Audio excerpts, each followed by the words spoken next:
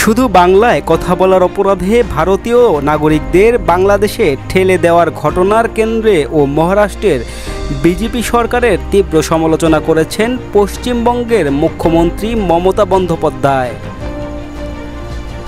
সোমবার 16 জুন বিধানসভার দেওয়া এক বক্তব্যে ভারতের ক্ষমতাসীন বিজেপিকে দায়ী করেন তিনি।